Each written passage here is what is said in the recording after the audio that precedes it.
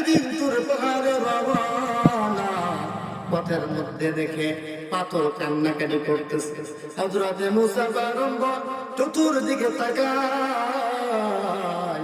পাথর কান্দে কিন্তু কান্নার আওয়াজ হয়। চতুর্দিকে তাকিয়ে দেখে মানুষের মতো কান্দে, কিন্তু মানুষ দেখতে পায় না।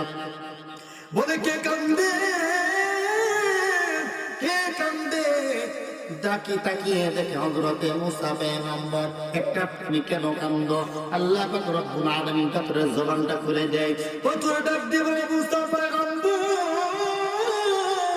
ও মুসা পয়গম্বর, আল্লাহ পাক রব্বুল আলামিন কুরআনুল কারীমে বলেছেন, ওয়াকুদুহান নাস ওয়াল হিজারা, আমি পাথরকে জাহান্নামের মধ্যে ফেলবেন এবং মানুষ এবং পাথর হইবে জাহান্নামের ইন্ধন।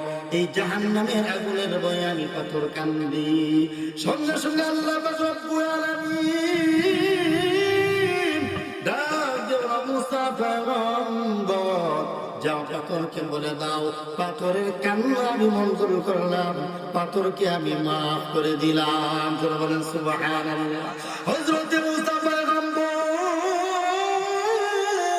ডাকতে বলে, পাথরে তোর কপাল লাগছে রে, আল্লাহ পাক রব্বুল আলামিন তোর কান্না মঞ্জুর করেছে, তোকে আল্লাহ পাক রব্বুল আলামিন মাফ করে দিয়েছে।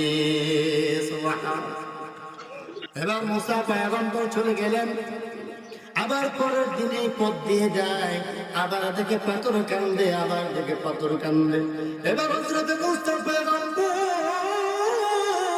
ডাক দিয়ে বলে, পাথর আবার কেন কান্দো? আল্লাহ পাক রব্বুল আলামিন তোমাকে তো মাফ করে দিছে, আবার কেন তুমি কান্দো?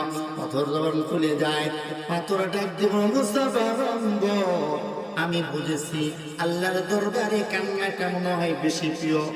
আল্লাহ তাআলা যখন আমাকে মাফ করে দিয়েছে, আমি বুঝতে পেরেছি আল্লাহর দরবারে কান্নাটা অতি প্রিয়। এতদিন কেঁদেছি জাহান্নামের আগুনের ভয়ে, আজ পর্যন্ত, আজ থেকে কিয়ামত পর্যন্ত কাঁদবো আমি আল্লাহকে খুশি করার জন্য। সুবহানাল্লাহ। একটা পাথর জাহান্নামের ভয়ে যদি কাঁদতে পারে, আমরা মানুষ হয়ে একটু চোখের পানি ফেলতে পারি না, কারণ ওই জাহান্নামের আগুন এত ভয়ানক, এত ভয়ানক। আল্লাহ রাব্বুল আলামিন ওই জাহান্নামের আগুনটাকে একদিন নয়, 2 দিন নয়, ফেরেশতাদেরকে দিয়ে 1000 বছর পর্যন্ত জাহান্নামের আগুনটাকে জ্বালাইলেন। এবার লাল বর্ণের হয়ে যায়। আবার ফেরেশতাদেরকে ডেকে বলে, ও ফেরেশতার দল, আবারও 1000 বছর পর্যন্ত জাহান্নামের আগুনটাকে জ্বালাও। আবারও 1000 বছর পর্যন্ত এই জাহান্নামের আগুনটাকে জ্বালাইলেন। জ্বালানোর পর এবার জাহান্নামের আগুনটা সাদা বর্ণের রূপ ধারণ করে। আল্লাহ পাক রব্বুল আলামিন আবারও ডাক দিয়ে বলো, ফেরেশতারা আবার 1000 বছর পর্যন্ত আবার এই জাহান্নামের আগুনটাকে জ্বালাও। এবার জ্বালানোর পর আরো 1000 বছর পর্যন্ত এই জাহান্নামের আগুনটা অন্ধকার, অর্থাৎ জুলুমাত অর্থ অন্ধকার হয়ে যায়, অন্ধকারে পরিণত হয়ে যায়। এবার আল্লাহ পাক রব্বুল আলামিন বলো, ফেরেশতারা যাও যাও যাও, এই আগুনটা নিয়ে ওই জাহান্নামের মধ্যে দিয়ে আসো। আল্লাহ পাক রব্বুল আলামিনকে ফেরেশতারা ডাক দিয়ে বলে, এত কঠিন আগুন কাদের জন্য আপনি তৈরি করলেন? আল্লাহ পাক রব্বুল আলামিন বলে, যারা দুনিয়াতে বনি আদমরা নামাজ পড়বে না, কোরআন পড়বে না, যারা বেনামাজি হয়ে যারা দুনিয়া থেকে আসবে, তাদের জন্য এই কঠিন জাহান্নামের আগুনকে তৈরি করছি। জাহান্নামের আগুন মাবুদ সইতে পারবো না,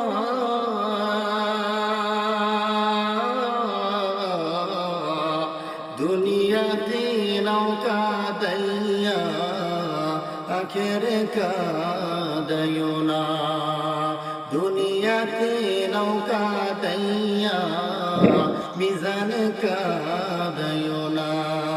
জাহান্নামের আগুন মাবুদ সইতে পারবো না, দুনিয়াতে নৌকা দাইয়া আখেরে কাদাইও না, দুনিয়াতে নৌকা দাইয়া মিজানে কাদাইও না। আজরাইল যেদিন ধরা দিবে কোনো জোর না চলিবে, আজরাইল যেদিন ধরা দিবে কোনো জোর না চলিবে, প্রাণ পাখি ওরে যাবে রাখতে পারবে না। দুনিয়াতে নৌকা দাইয়া আখেরে কাদাইও না, দুনিয়াতে নৌকা দাইয়া মিজানে কাদাইও না। ওই জাহান্নামের আগুন এত ভয়ানক হবে যখন মানুষদেরকে জাহান্নামের মধ্যে ফেলবেন। আল্লাহ পাক রব্বুল আলামিন হযরত জিবরাইল আলাইহিস সালাতু ওয়াস সালামকে ডাক দিয়ে বলবেন, যেই সমস্ত বান্দারা জাহান্নামের মধ্যে আছে তোমরা গিয়ে দেখে আসো, যাও যাও যাও। তখন হযরত জিবরাইল আলাইহিস সালাতু ওয়াস সালাম ওই জাহান্নামের মধ্যে